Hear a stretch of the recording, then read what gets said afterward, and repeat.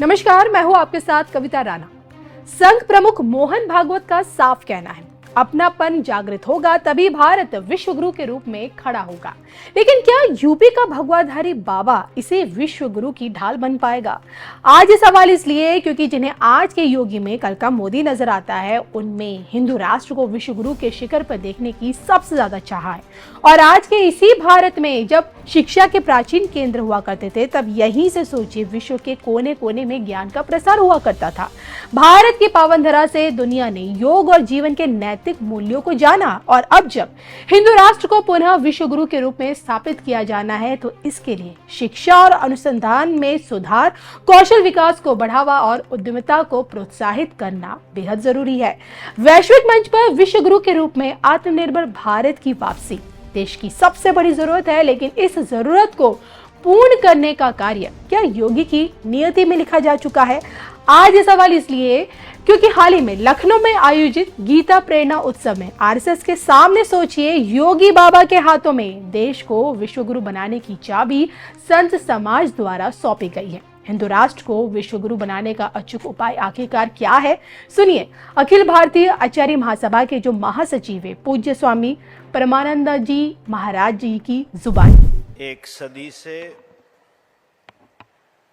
भारत माता को विश्व गुरु के रूप में प्रस्थापित करने हेतु समर्पित लाखों करोड़ों स्वयंसेवकों, जिनकी आज 4-4, 5-5 पीढ़ियां चली गई है, ऐसे समर्पण के मूर्त स्वरूप कहे जा सके, ऐसे आरएसएस के मुखिया, सबके निर्देशक संयोजक आदरणीय डॉक्टर श्री मोहन जी भागवत जी, अयोध्या की परंपरा के मुताबिक प्रजा की रक्षा पुत्रवत करने हेतु समर्पित, जिन्होंने कर्मयोगमय जीवन कैसे जिया जा सकता है उसका प्रत्यक्ष दृष्टांत प्रदर्शित किया, ऐसे आदरणीय प्रदेश के मुख्यमंत्री श्री योगी जी महाराज, इस कार्यक्रम की नाभिकीय सत्ता परम पूज्य गीता मनीषी ज्ञानानंद जी महाराज एवं मंचस्थ और सामने बैठे सभी संतों को मेरा प्रणाम। गीता का सबसे पहला शब्द है धर्म क्षेत्रे, धर्म शब्द है, और अंतिम शब्द भी धर्म है।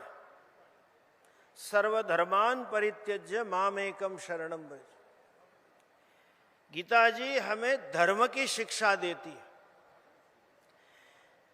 अंग्रेजों के पास कई शब्दों के अर्थ यथार्थ मालूम न होने के कारण, उनकी भाषा में ऐसे कंसेप्ट, ऐसा ज्ञान न होने के कारण उन्होंने अनाप शनाप अर्थ कर दिए। अंग्रेजों के पास पुण्य शब्द का कोई अर्थ ही नहीं है, पर्याय शब्द ही नहीं है।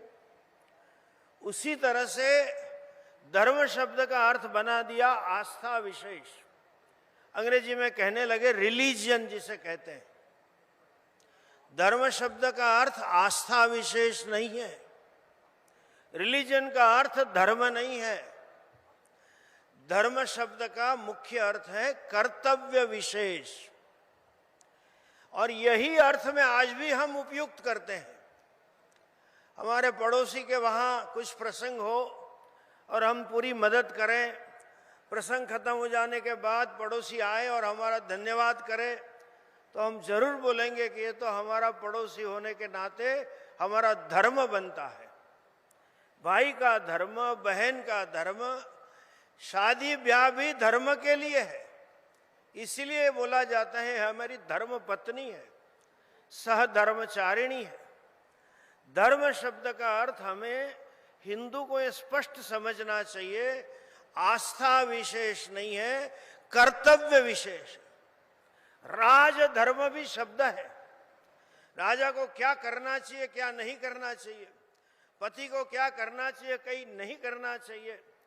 गीता हमें कर्मयोग के माध्यम से धर्म की शिक्षा देती है। और आज हम देखते हैं देश में विशेषतः पाश्चात्य संस्कृति के आक्रमण से कर्तव्य के बजाय अपने अधिकार की बात ज्यादा चल रही है, माय राइट्स।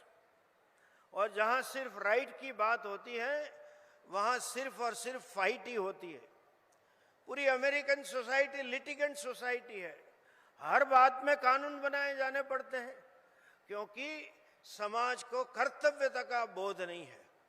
कर्तव्यता का बोध होना और अपने आप को कर्तव्य के प्रति समर्पित करना, यही गीता का सार है। अर्जुन अपने कर्तव्य से विमुख हो गया था, उसने कह दिया मुझे युद्ध भी नहीं करना है, न कांक्षे विजयम कृष्ण न च राज्यम सुखानि च न योत्से इति उक्त्वा तूष्णीम बभूव। कर्तव्य से विमुख व्यक्ति को कर्तव्य परायण बनाना, जिसको अंग्रेजी में कहे create a fire in the belly to commit oneself to one's duty, ये गीता का कृष्ण भगवान का उपदेश है। आज भारत को इसकी आवश्यकता है। हिंद स्वराज नाम की किताब में गांधी जी ने स्वराज की बात की है, लेकिन उसमें भी स्पष्ट लिखा है कि मैं ये नहीं चाहता कि सिर्फ राजकीय रूप से हमें आजादी मिले, प्रजा के जीवन में, देशवासियों के जीवन में धर्म प्रतिबिंबित हो, ये सच्चा स्वराज है। आज हम यही देखते हैं, न केवल गृहस्थ धर्म, माता पिता के प्रति धर्म नहीं है, राष्ट्र धर्म को तो बिल्कुल समझ में नहीं आता है। विरोधी राष्ट्रों का जय जयकार करना, ये मानसिकता के साथ भी ये भारत के लोग चल रहे हैं। तो आज देश में धर्म की स्थापना करने की आवश्यकता है। देश का नाम भी धर्म क्षेत्र था, इसीलिए पहला शब्द है धर्म क्षेत्र।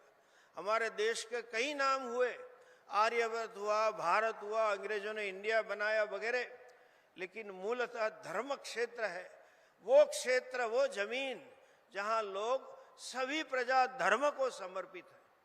हमने जब राम सेतु को मुहिम चलाई थी, कितने जजमेंट हमारे पास आए, Calcutta high court, Bombay high court वगैरह के जजों ने लिखा है कि देश की प्रजा कैसी है। एक बार गीता जी के ऊपर हाथ रख लिया, सत्य ही बोलेंगे, कभी गलत नहीं करेंगे, चाहे उनके मौत की सजा क्यों ना हो। वो उनके लिए कल्पना से बाहर था। आज हमें भारत को, चाहे हम जीडीपी से तीसरे नंबर पे ले आए, अच्छी बात है, करना चाहिए, जीवन में व्यवस्थापन होनी चाहिए, समाज में इंफ्रास्ट्रक्चर होना चाहिए, लेकिन भारत तब विश्व गुरु बनेगा जब सब भारतीयों के हृदय में गीता जी का संदेश प्रस्थापित होगा। सिर्फ जीडीपी से देश विश्व गुरु नहीं बनता है, वरना आज अमेरिका और चाइना विश्व गुरु ही है।